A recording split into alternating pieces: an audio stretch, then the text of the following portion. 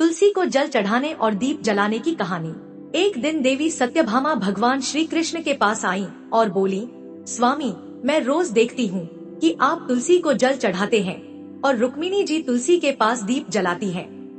इसका क्या मतलब है? क्या इसमें कोई खास बात है? भगवान श्री कृष्ण मुस्कुराए और बोले, सत्यभामे, तुम्हारा सवाल बहुत अच्छा है।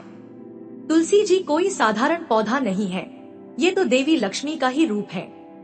मुझे और भगवान विष्णु को तुलसी बहुत प्रिय है। जो भी रोज तुलसी को जल चढ़ाता है, उस पर मेरी कृपा बनी रहती है।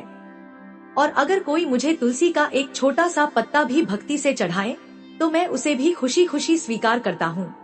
फिर श्री कृष्ण आगे बोले, अगर कोई बिना तुलसी के मुझे कोई भोग या प्रसाद चढ़ाए, तो मैं उसे स्वीकार ही नहीं करता। अब मैं तुम्हें बताता हूँ कि तुलसी को जल चढ़ाने और दीप जलाने से क्या फायदा होता है। ये कहानी ध्यान से सुनो, क्योंकि जो भी इसे श्रद्धा से सुनता है, उसके घर में कभी गरीबी नहीं आती। और अगर कोई शादीशुदा औरत इसे सुने, तो उसका सुहाग हमेशा सुरक्षित रहता है। सत्यभामा ने कहा, स्वामी, मैं पूरी श्रद्धा से सुनूंगी। श्याम शर्मा की कहानी। बहुत पहले की बात है। मध्य देश में श्याम शर्मा नाम के एक व्यापारी रहते थे। उनके पास खूब पैसा था, हर तरह की सुख सुविधा थी, लेकिन एक चीज की कमी थी, संतान। पति पत्नी इस बात से बहुत दुखी रहते थे। उन्होंने मंदिरों में दान दिया, बड़े बड़े हवन कराए, वैद्यों से इलाज करवाया, लेकिन कुछ भी काम नहीं आया। एक दिन वह ऋषि वशिष्ठ के पास गए और अपनी परेशानी बताई। गुरुदेव, मैंने बहुत पूजा पाठ किया, लेकिन अब तक संतान का सुख नहीं मिला। क्या कोई उपाय है? ऋषि वशिष्ठ ने अपनी दिव्य शक्ति से उनके पिछले जन्म को देखा और बोले, वत्स, तुम्हारी यह परेशानी पिछले जन्म के एक पाप की वजह से है। श्याम शर्मा चौंक गए और बोले, गुरुदेव, कृपया बताइए, मैंने ऐसा कौन सा पाप किया था? वशिष्ठ मुनि ने बताया, पिछले जन्म में तुम भी एक व्यापारी थे, लेकिन बहुत ही अहंकारी।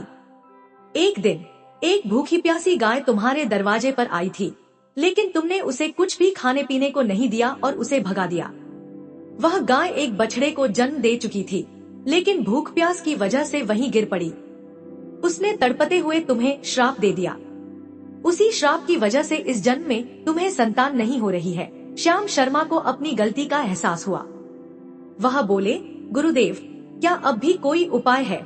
ऋषि वशिष्ठ बोले, हाँ, अगर तुम पुत्रेष्टि यज्ञ कराओ, ब्राह्मणों को भोजन कराओ और गोदान करो, तो तुम्हें संतान सुख मिल सकता है। श्याम शर्मा ने यह सब किया और कुछ ही महीनों बाद उनकी पत्नी गर्भवती हुई।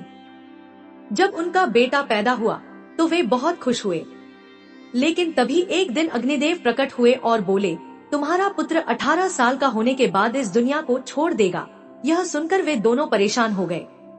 समय बीतता गया और बेटा 16 साल का हो गया। तब उसकी माँ ने कहा, हमें इसके लिए एक अच्छी लड़की देखकर शादी कर देनी चाहिए। लेकिन श्याम शर्मा बोले, इसके जीवन की गिनती पहले ही तय हो चुकी है। हमें किसी लड़की की जिंदगी के साथ खिलवाड़ नहीं करना चाहिए। लेकिन माँ नहीं मानी और आखिरकार बेटे की शादी सुभद्रा नाम की एक समझदार और अच्छे संस्कारों वाली लड़की से कर दी गई। कुछ दिन बाद जब सुभद्रा को अपने पति की अल्पायु के बारे में पता चला, तो वह बोली, मैं अपने पति को कुछ नहीं होने दूंगी। मुझे बस तुलसी माता का सहारा चाहिए। वह रोज तुलसी को जल चढ़ाने लगी और तुलसी के पास दीप जलाने लगी।